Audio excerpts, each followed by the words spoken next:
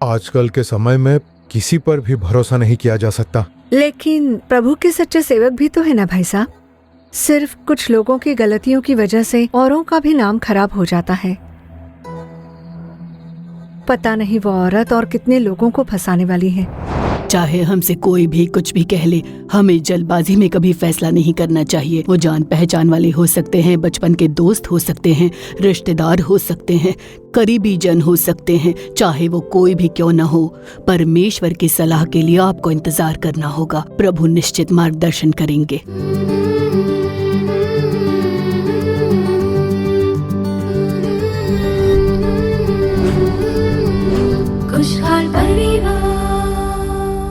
प्यारे श्रोताओं को हमारा प्रेम भरा अभिवादन। हमारी आशा और प्रार्थना है कि आप लोग अच्छे हो। आज के इस कार्यक्रम में किसी पर भरोसा मत करना, इसी शीर्षक पर हम लोग कार्यक्रम देखने वाले हैं। हो सकता है आप अक्सर ऐसा सोचते हो कि हमारे परिवार में, हमारे व्यापार में जरूरत पड़ने पर ये लोग मदद करेंगे, पर फिर उन पर भरोसा करके आप लोगों ने धोखा खाया हो, ऐसी एक स्थिति हो सकती है। मनुष्यों पर भरोसा करने से अच्छा है परमेश्वर पर विश्वास करें, ऐसे बाइबल के वचन से हम लोग सीख सकते हैं। आज से करीब 111 साल पहले टाइटैनिक नाम का एक जहाज था जिस पर काफी लोगों ने भरोसा किया था। ये जहाज कभी नहीं डूब सकता, परमेश्वर आ जाए तो भी इसे डुबा नहीं सकते, इस तरह से इसका प्रचार किया गया। उस समय की तकनीक का पूरा इस्तेमाल करते हुए ही पानी बिल्कुल अंदर न आने पाए, इसी तकनीक से इस जहाज को बनाया गया था। और इसी भरोसे साल 1912 में इंग्लैंड और अमेरिका से जुड़े कुछ उद्योगपतियों ने इंग्लैंड से अमेरिका की ओर इसमें सफर किया। करीब 2200 लोगों ने इसमें सफर किया, लेकिन ये जहाज अपने पहले ही सफर में अटलांटिक महासागर में एक बर्फ की चट्टान से टकराकर डूब गया। इसमें करीब 1500 लोग मारे गए। मनुष्य का ज्ञान व्यर्थ है, इसीलिए चाहे स्थिति कोई भी क्यों न हो, प्रभु पर विश्वास करेंगे और प्रभु पर विश्वास करने की वजह से हमारे कार्य सफल बनेंगे। अब आइए देखते हैं ज्योति बहन कार्यक्रम। खुशहाल परिवार।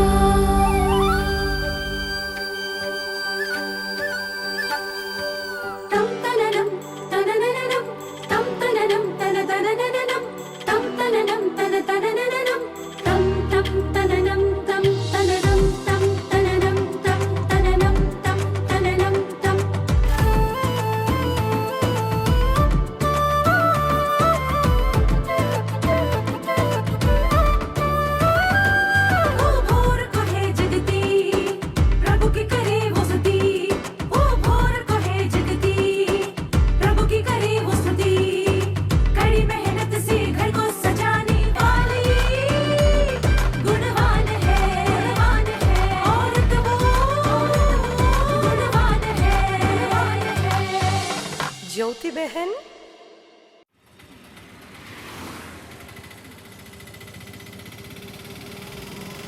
सुन, आज मेरे घर एक आदमी आया था। वो यहाँ पास में ही एक वृद्धाश्रम चलाते हैं। अच्छा, वहाँ के चादर और बिस्तर पुराने हो गए हैं। तो क्या? उन्होंने कहा आपसे जो बन पड़ता है वो मदद कीजिए। तू तो नवाबों के खानदान का है ना, हमेशा दूसरों की मदद करने के लिए बेताब रहता है। अरे और नहीं तो क्या तू उन्हें जानता है? नहीं तो। कभी इससे पहले उनसे मिला है? नहीं। क्या कभी तू उस वृद्धाश्रम में गया भी है? नहीं। तो उनकी मदद करने के लिए क्यों उतावला हो रहा है? वो बड़े भोले आदमी लग रहे थे। ये लोग चिकनी चुपड़ी बातें बनाना जानते हैं। किसी पर भरोसा मत कर, चौकन ना रहना। कैसी हो बहन जी? मैं बहुत अच्छी हूँ। आपका काम कैसा चल रहा है? भाई साहब और बच्चे ठीक है ना? सब कुछ अच्छा है और घर पर भी सब ठीक है। आप क्या लेंगी, कॉफी या चाय? नहीं, कुछ नहीं चाहिए। मैं काम से आई हूँ। हाँ बोलिए बहन जी। हमारी सेवकाई के द्वारा एक वृद्धाश्रम की शुरुआत हुई है। अच्छा, ये तो बहुत अच्छी बात है। पर उसमें थोड़ी सी समस्या आ गई है।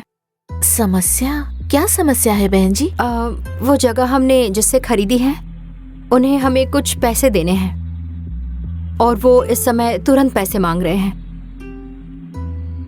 अगर पैसे नहीं दिए तो कहते हैं कि जगह खाली कर दो।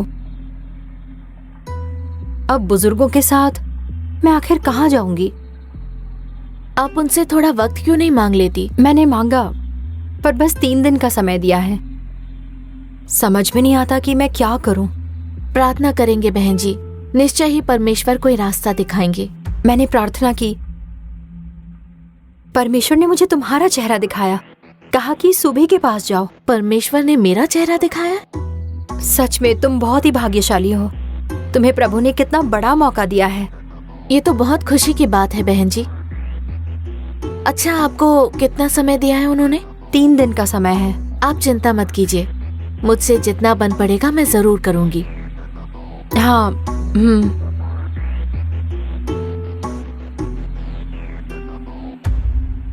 आप फिक्र मत कीजिए, हम प्रार्थना करेंगे। देखना परमेश्वर निश्चय चमत्कार करेंगे।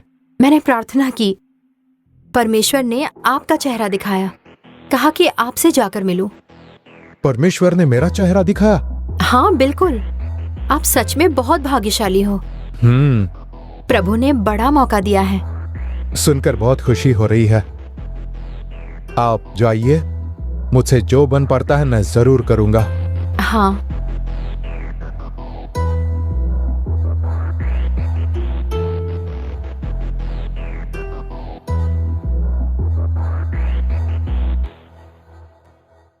कैसे हो आप? अच्छे हो ना? मैं तो बिल्कुल ठीक हूँ। जॉन कैसा है? जॉन बिल्कुल ठीक है। क्यों जी, सिर्फ बेटे का ही हालचाल पूछोगे, मेरे हालचाल नहीं जानना चाहते? वैसी बात नहीं है। अच्छा बताओ, तुम कैसी हो? मैं भी बिल्कुल ठीक हूँ। अच्छा, मुझे एक बात कहनी थी। हाँ बोलो।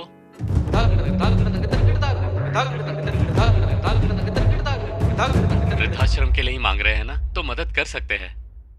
ठीक है जी। अच्छा सुबी, तुमने मेरी माँ से और दीदी से बात की क्या? नहीं। मैंने तुमसे फोन करने के लिए कहा था ना? हाँ, बात करती हूँ। कब करोगी? कहा ना करती हूँ, जल्दी बात करूंगी। और कोई बात है तो बोलिए। और आपने खाना खा लिया?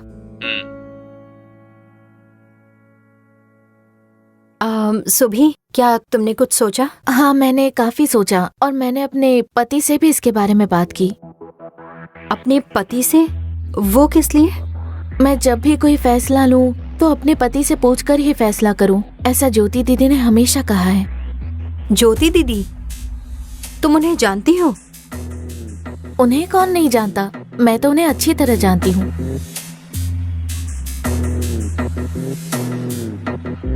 आप क्या सोचने लग गई?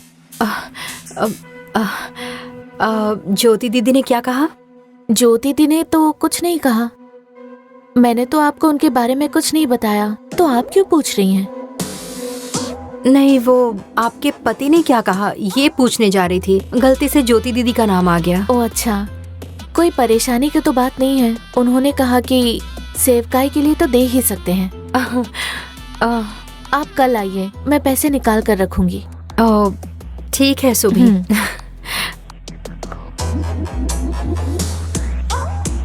ज्योति, अपने गांव में जो सेवकाई करते हैं ना, अरे वही तुम्हारा क्लासमेट शराब की आदत से छुटकारा पाकर परिवार सहित सेवकाई करते हैं ना? हाँ हाँ, वो राजा।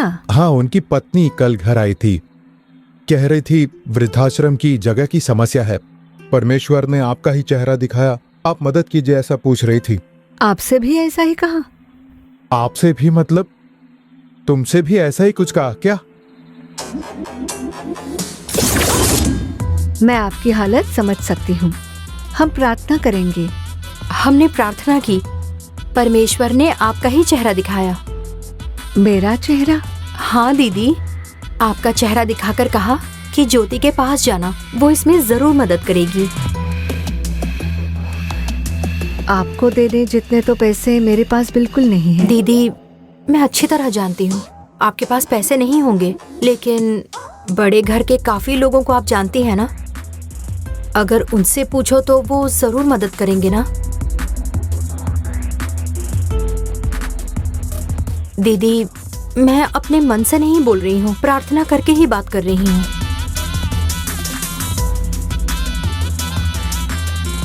ठीक है, मुझसे जितना बन पड़े मैं जरूर करूंगी। ठीक है दीदी।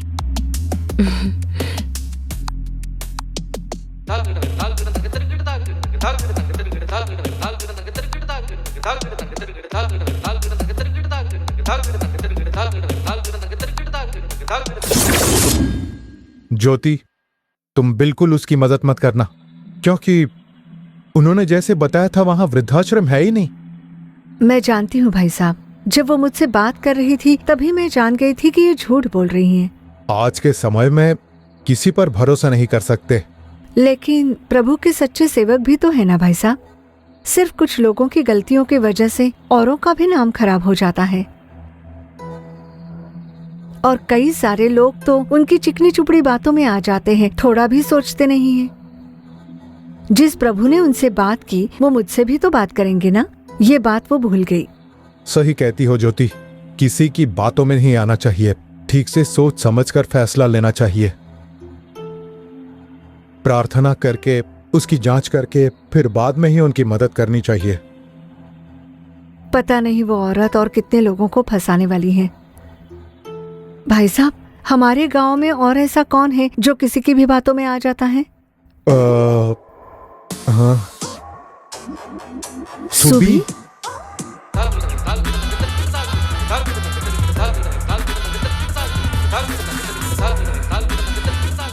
इसमें 1 लाख रुपए हैं।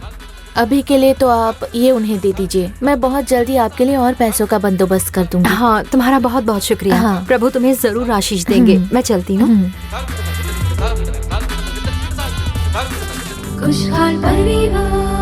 प्रियजनों, आपने ज्योति बहन कार्यक्रम देखा ना? आपने जान लिया होगा कि मनुष्य पर विश्वास करना व्यर्थ है। इस संसार में लोगों पर विश्वास करने से तो बेहतर है कि जीवनदायक परमेश्वर पर भरोसा किया जाए। आगे बहन चेल्ला रानी अप्पा दुरैयाकर आपके लिए परमेश्वर का संदेश देकर आपके आशीष के लिए प्रार्थना करेंगी। प्रार्थना के साथ संदेश सुनिए, प्रभु निश्चय ही आपको आशीष देंगे।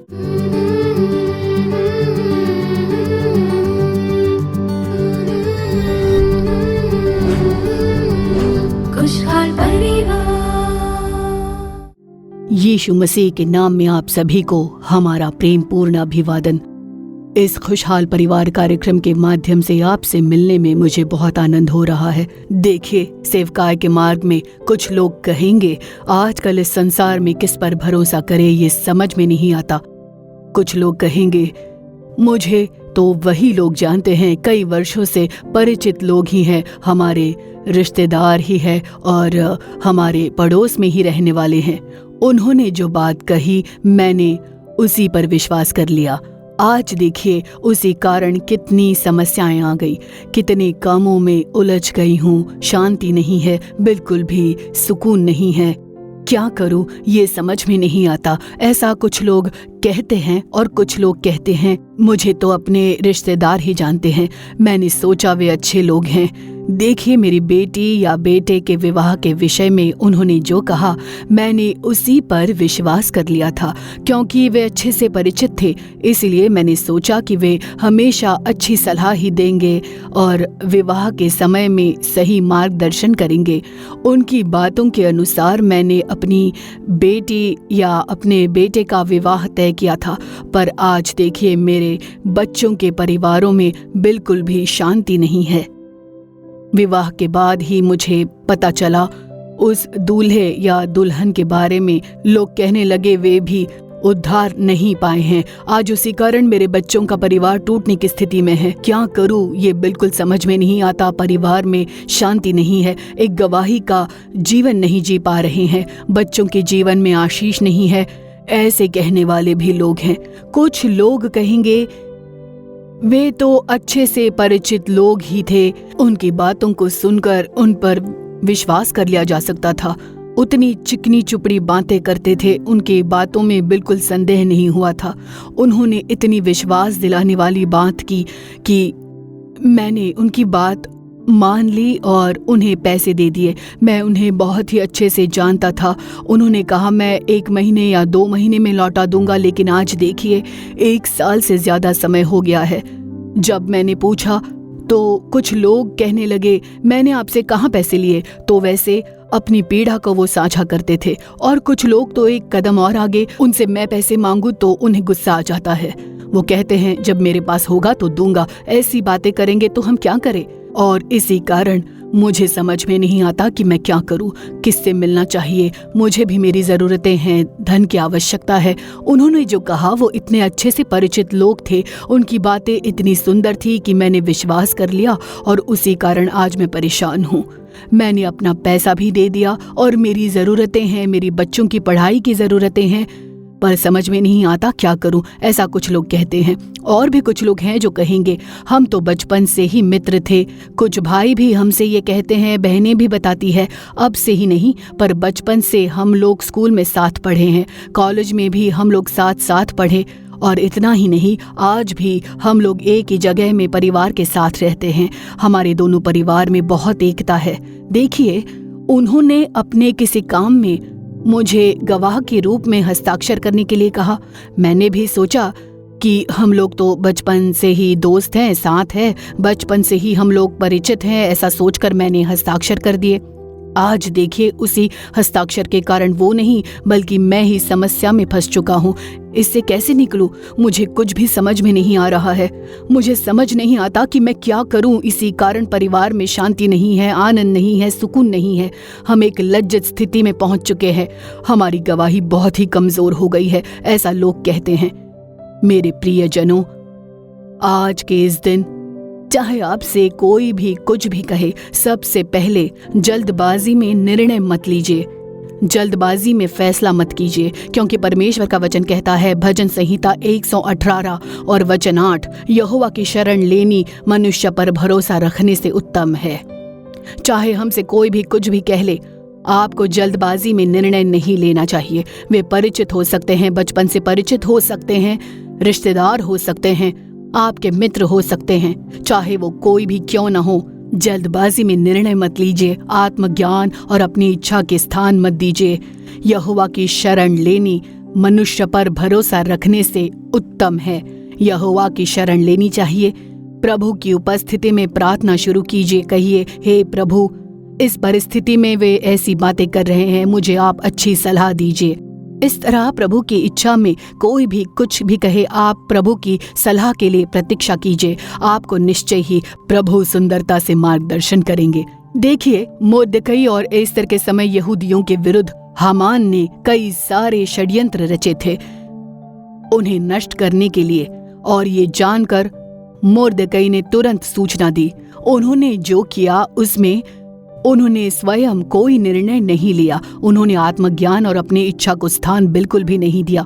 उन्होंने बहुत ही समझदारी से काम लिया। रानी एस्तर के पास ज्ञान था, अधिकार था, राजा से मिलने का अधिकार था उनके पास, लेकिन उन्होंने सबसे पहले प्रभु को स्थान दिया। प्रभु की संगति में प्रार्थना की, प्रभु की सलाह के लिए इसमें कैसे कार्य करना चाहिए, प्रभु की सलाह आखिर क्या हो सकती है, इस काम में कैसे कार्य करें ताकि हामान की षड्यंत्र योजनाओं से बच सके।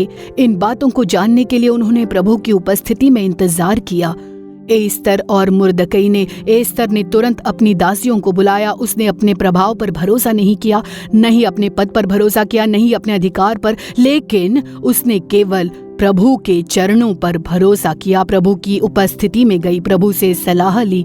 प्रभु से ही उत्तम मार्गदर्शन मिलेगा। ऐसी समर्पण भावना के साथ उन्होंने प्रभु की इच्छा में, प्रभु की उपस्थिति में प्रार्थना की। प्रभु ने सुंदरता से सलाह दी, कैसे इस कार्य में चलना है, कैसे राजा से बात करनी है, कैसे इस कार्य में विजय को पाना है। इस प्रकार प्रभु की संगति में परामर्श लेने के कारण ही हामान के षड्यंत्र योजनाओं से बचने की कृपा प्रभु ने दी। उनके विरुद्ध कार्य करने वाले हामान को फांसी देने का कारण भी प्रभु ने ही ठहराया। प्रभु की उपस्थिति में परिवार को चलाने वाले, चाहे कोई भी हो, युवा भाई बहन या इस कार्यक्रम को देखने वाले बुजुर्ग लोग हो सकते हैं, सबको प्रभु से ज्ञान मांगना चाहिए। चाहे कितने भी पढ़े लिखे हो, चाहे बड़े बड़े डिग्रियां प्राप्त की हो, बड़े पदों पर हो, बड़े अधिकारी हो। आज कितने ही लोग सेवकाई के मार्ग में दिखाई देते हैं। कितने ही पढ़े लिखे लोग, अधिकारी, ऊंचे पद पर बैठे लोग, वो मनुष्य की बातों के कारण की कई समस्याओं में हैं। किसी कारण से वो परेशानियों में है, सेवकाई में होने के कारण मैं ये जानती हूँ प्रार्थना के लिए कई लोग आते हैं, प्रार्थना विनती के लिए। देखिए, चाहे कितने भी पढ़े लिखे हों, चाहे कितनी भी योग्यता हो, प्रभु की उपस्थिति में कहना चाहिए, प्रभु मुझे आपका ज्ञान चाहिए, मुझे आपकी बुद्धि चाहिए, मेरा ज्ञान कुछ भी नहीं है प्रभु। ऐसा कहकर प्रभु का ज्ञान और विवेक पाने के लिए हर दिन आपको प्रतीक्षा करनी चाहिए। मैं चाहे कितना भी पढ़ लूं, प्रभु का ज्ञान ही सब कुछ है। इन बुरे दिनों में बुरे मनुष्यों की बातों से बचकर अपनी भलाई और सही मार्ग को समझने के लिए हमें समर्पण के साथ प्रभु से मांगना चाहिए। देखिए, जब राजा सुलेमान से पूछा गया कि सुलेमान तुझे क्या चाहिए, बता, तेरी क्या प्रार्थना विनती है, बता, तब राजा सुलेमान ने कहा, प्रभु मुझे इन लोगों का न्याय करने का ज्ञान चाहिए, भलाई और बुराई को समझकर मैं शासन कर सकूं ऐसा ज्ञान। इतना ही नहीं, न्याय पूर्वक मैं निर्णय कर सकूं, न्याय और धर्म के साथ शासन कर सकूं, मुझे आपका ज्ञान चाहिए। देखिए कितनी उत्तम प्रार्थना थी। वो याचना प्रभु की दृष्टि में प्रसन्नता की थी। प्रभु ने सुलेमान की मांगी हुई आशीष दी और जो उसने नहीं मांगा वो भी दिया। आज मेरे प्रियजनों, हमारी बुद्धि, बड़ा पद, इन पर भरोसा नहीं करना चाहिए। प्रभु का ज्ञान ही प्रतिदिन मांगिए। प्रभु आपको जो प्रसन्न हो वही मैं देखूं, मेरे लिए जो उत्तम है वही मार्ग खोलिए। मैं जिसके साथ भी बात करूं, आपके ज्ञान से भरकर मैं बात करूं। इस बुरे संसार में विवेकपूर्ण कार्य करने की कृपा मुझे दीजिए। ऐसा कहकर प्रभु की उपस्थिति में प्रार्थना कीजिए, क्योंकि आज हमने ज्योति बहन नाटक में इसी विषय में देखा था। उन्होंने ओल्ड एज होम, वृद्धाश्रम का नाम लेकर पैसा जमा करने के लिए वो बहन जी आती हैं, लेकिन बस उतना ही नहीं, लेकिन वहां की जगह के लिए पैसे देने हैं, इस तरह की बातें करने लगी। तब वो भाई साहब ज्योति से पूछते हैं, क्या उस बहन जी को आपने इससे पहले देखा है, क्या उन्हें कभी मिली हो? ठीक उसी तरह देखिए, अगर कोई आकर आपसे पैसों की मदद मांगे, आपको उस कार्य की सच्चाई को अवश्य जांचनी चाहिए, उनके बारे में जानकारी लेनी चाहिए। जो आपके पास धन सहायता मांगते हैं, चाहे वो वृद्धाश्रम के लिए हो, किसी कठिनाई में पड़े परिवार के लिए हो, गांव में कलीसियां बांधने में हो, आपको देखना चाहिए कि वो सचमुच सेवा कर रहे हैं या नहीं।